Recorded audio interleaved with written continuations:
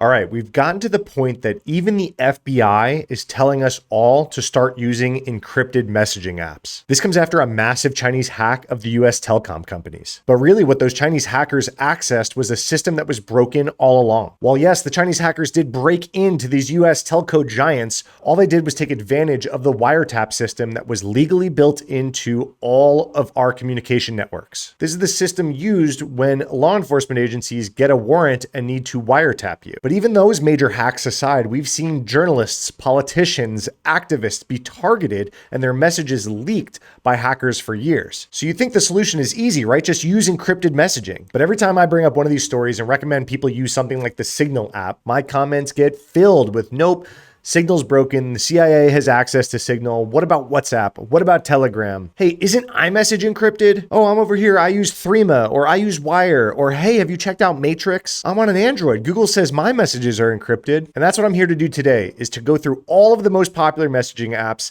and figure out which ones are actually secure, what encryption are they using, what data is being collected by the company that runs that messaging service, what kind of access does law enforcement or hackers potentially have, who the hell should we trust about all this? So right off the bat, let's cover that hack that I was talking about in case you missed these headlines. Here you go from the Washington Post. Top senator calls Salt Typhoon worst telecom hack in our nation's history. Salt Typhoon is one of the names of the major Chinese hacking groups. We learned about this compromise back in November of 2024, where, as I said, Salt Typhoon accessed the wiretap system that was there to be used legally by US law enforcement to listen in on the calls of the people using telecom providers like AT&T or Verizon. One of the most concerning things about the hack was that it went undetected for months. And when the news broke, the networks were still compromised and they had no timeline to let us know when they thought they would have a completely clean network. It seems like evidence points to, in most of the cases here, the hackers were just able to access who contacted who when. But in some specific cases, specifically around people in the DC area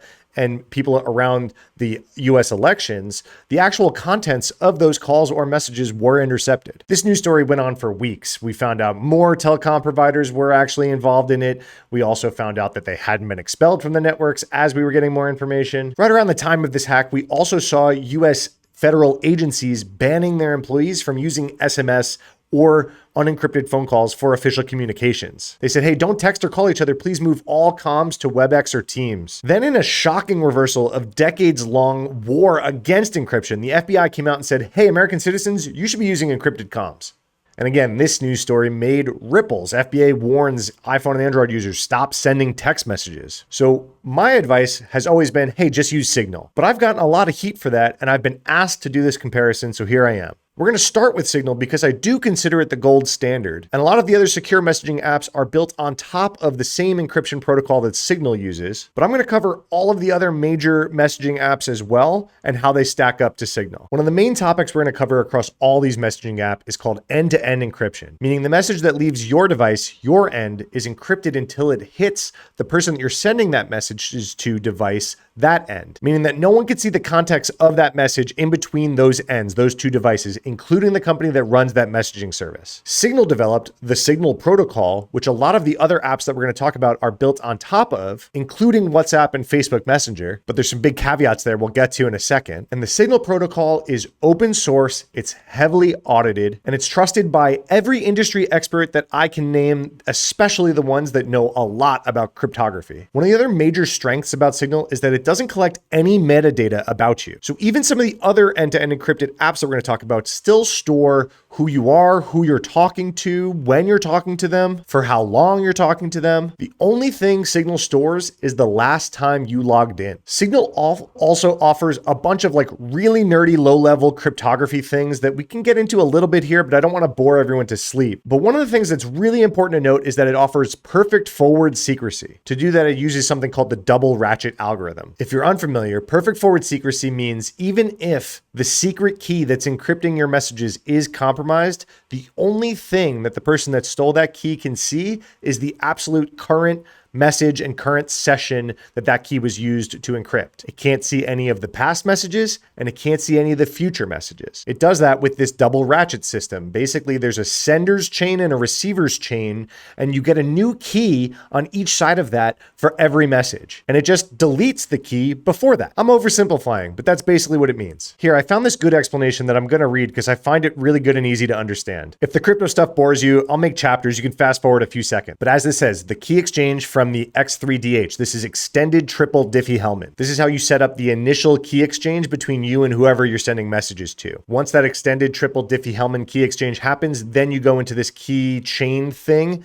that has the perfect forward secrecy with the double ratchet algorithm. So the X3DH outputs a master secret, which in turn is used to derive two symmetric keys, a root key and a sending chain key. As messages are being sent and received, these keys that are attached to the messages continuously change via KDF. So when Alice encrypts her message for Bob, she advances her sending chain by one step, deriving a replacement sending chain key along with a message encryption key. When she receives a message from Bob, she advances her receiving chain to generate a decryption key. The root chain is advanced when the session is initialized, which generates an ephemeral key, aka the ratchet key. She then attaches this to her messages so that each message carries a continuously changing ephemeral key, therefore making it impossible for third-party snoopers to decrypt previous and future messages. Great explanation. This is from a blog called Demystifying the Signal Protocol. I'll link it down below. One of the other cool things that Signal has been pioneering in their algorithm is quantum proofing it. So in the future, when quantum computers exist and they can break all encryption because all the math is so much easier on a quantum computer, Signal has been already implementing algorithms that protect against all of that. This video is not about quantum proofing. If you want to read more about that, it's called Crystal's Kyber. That's the mechanism that they're using to protect against future quantum computers. Okay, the one downside that Signal has that they haven't gotten away from is they do require you attach a phone number to make an account. The one perk that they have recently updated is the ability to create a username instead of your phone number to attach to your Signal account. So while yes, you need a phone number to register a Signal account, you can then forever hide that and give other people your Signal username to contact you instead of a phone number. And that's literally it. That's pretty much the only downside to the Signal ecosystem. One of the other major upsides is an encrypted messaging app is only as strong as its user base. If the person you want to talk to is not using the same encrypted messaging app as you can't do it. You can't talk to them. You're going to have to text them or something. Signal has a massive user base. Okay, Matt, obviously you're a Signal fanboy, but what about WhatsApp? It's built on top of the Signal protocol, right? So it should be just as secure. Well, first and foremost, before we get into any of the technical details about WhatsApp, let's just look at the privacy policy of WhatsApp versus Signal. So right off the bat, we'll pull up WhatsApp and we'll go down to information that they collect about you. And as I said just a minute ago, Signal stores barely any information about you. We'll pull up their privacy policy next.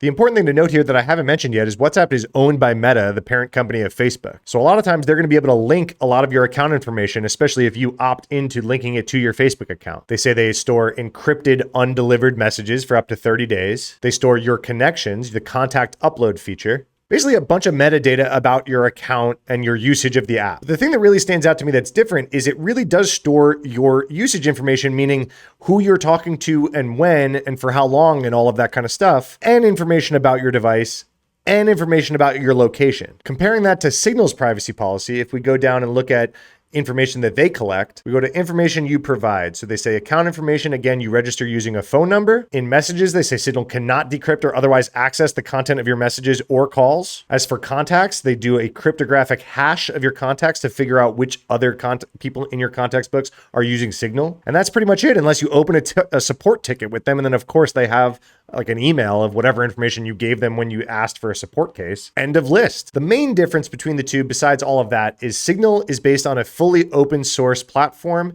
and WhatsApp is owned by Meta. Even though we know WhatsApp is built on strong end-to-end encryption as per all of the nerdy technical details that I just went through, we don't truly know what's going on the server side at Meta because it is not an open source situation whatsoever. And Meta doesn't exactly have the best reputation when it comes to user privacy or tracking. But Matt, I heard Zuckerberg just said that the CIA can absolutely access your messages on WhatsApp. Doesn't that mean that they're not end-to-end encrypted and the government has a backdoor? Well, yeah, if you Google all of that information, the headlines seem to say it's official. CIA can read your WhatsApp messages. Zuck confirms CIA can read WhatsApp messages. Zuck reveals CIA can access your WhatsApp messages. All right, is that actually what he said? All of these headlines go and point to an interview on the Joe Rogan Experience where Zuckerberg and Joe were talking about encrypted messaging apps. Right at the beginning of this clip, I'm going to play the whole clip and we can hear what he actually says. Right at the beginning of this clip, he mentions a news story about Tucker Carlson, the CIA accessing his Signal encrypted messages. If you don't want to be subject to Zuck and Joe Rogan talking, again, I'll do the chapter thing. You can fast forward to the next chapter. The crux of this is everything I've been talking about is end-to-end encryption. If one of those ends is compromised, it does not matter that the end-to-end encryption ever happened. So in the case of Tucker Carlson, he had spyware on his device, on his end. That's what Zuck's going to go through here. We're going to listen to the clip. It just goes for a few minutes. I've sped the clip up. It doesn't go very long. I want to hear exactly what he said. Let's listen in. Likely to get mad at me for asking them to use WhatsApp because we make WhatsApp. Yeah, so, when Tucker Carlson was about to interview Vladimir Putin, one of the things that was really disturbing was they contacted him and said they read his Signal messages and they knew that he was going to interview Vladimir Putin. And he was like, what the government? The U.S.? Yes, U.S. government. I forget what it was. Was it the CIA or was it the FBI? Wow. I forget who it was. And he was like, I didn't even know you could do that.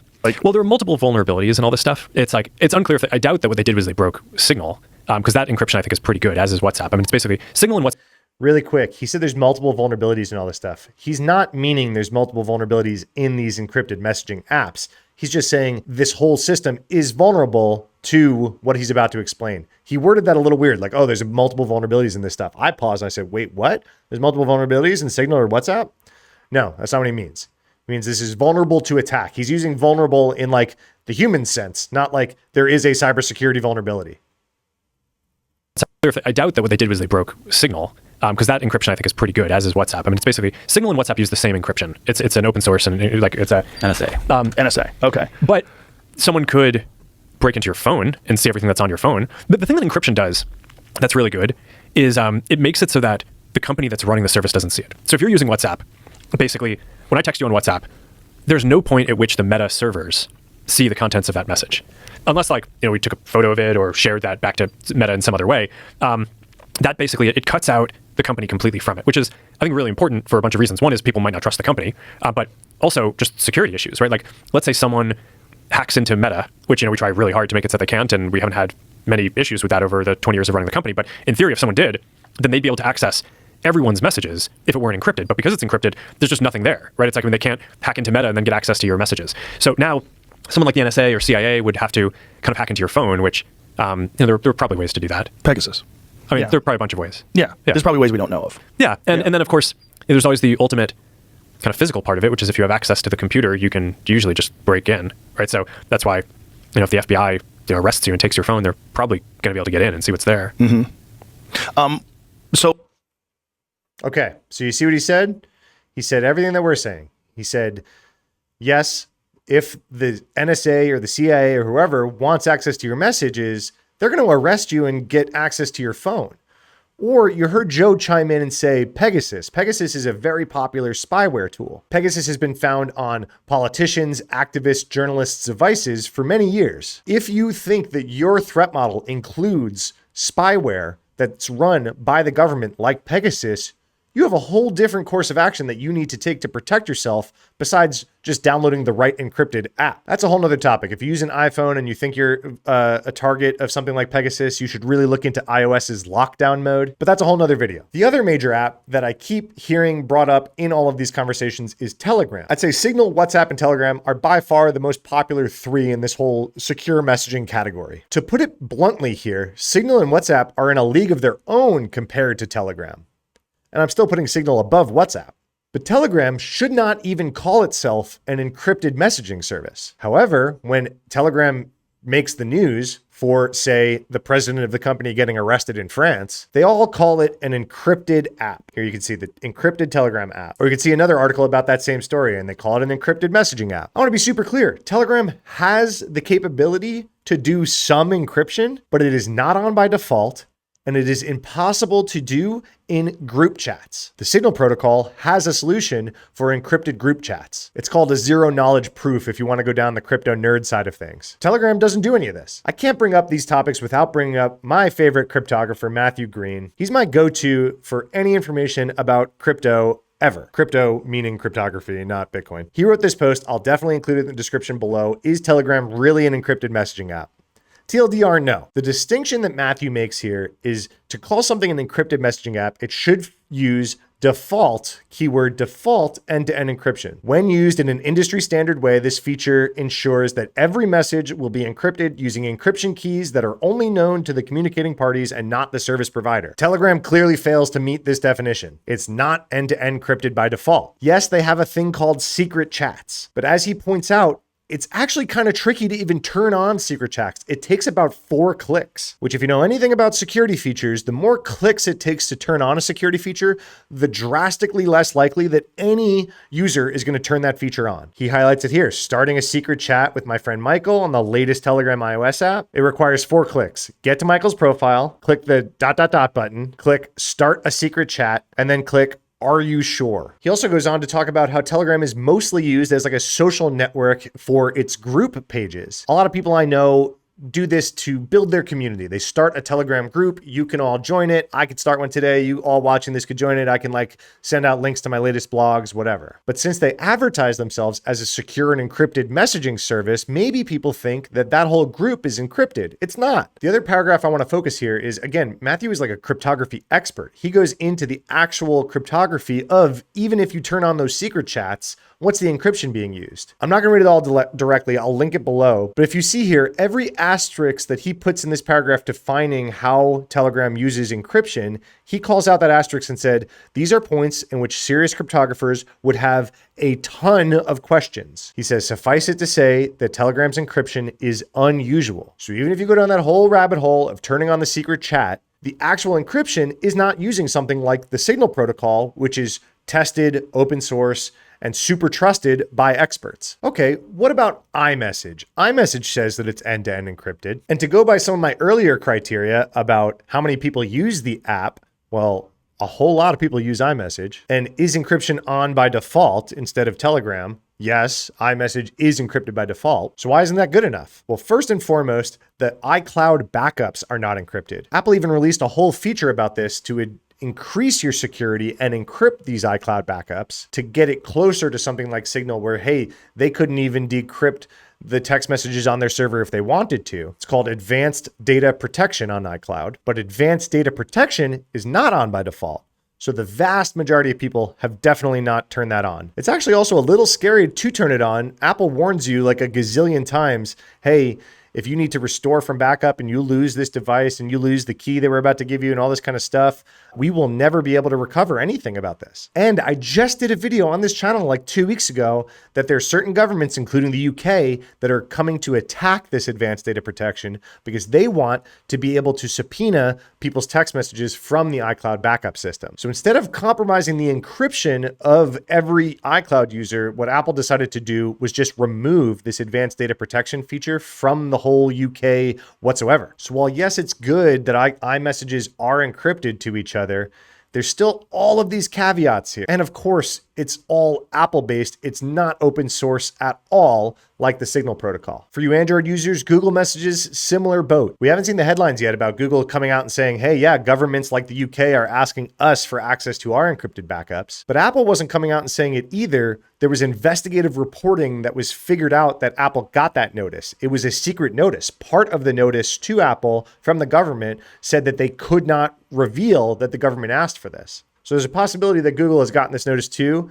and we just haven't found out about it yet. Second of all, Google is Google. Google's entire thing is making money off of your data. Of course, it's not open source. It's not independently audited. And Google has about the worst reputation of user data collection of any of the companies we talked about, maybe except for Meta. The other important point to note here between iMessage or Google Messages is when you're texting each other, you lose that whole encryption protocol. And a lot of users might not realize that because the interface is the same. You're like sending a text message. Okay, those are the big ones. But every time I bring this up, there's this long tail of apps that people mention in my comments that sometimes I've never heard of, sometimes I've heard of but haven't used. And so consider this whole section like honorable mentions. The 3 that come up a lot in this like honorable mention section that I talk about are Threema, Wire, and Session. And first and foremost, I just want to say that all 3 of these are pretty good, especially on like the nerdy encryption stuff. If I was doing a tier list, I'd say Signal is S, These three are probably like an A or a B. Then you get WhatsApp, kind of in its own category. It does encryption well, but it's owned by Meta. It's closed source. Then you probably get iMessage and Google Message with all those caveats I was saying. And then you get like Telegram and a whole bunch of other stuff that's like not even really encrypted. The main reason that I knock these three down a notch from Signal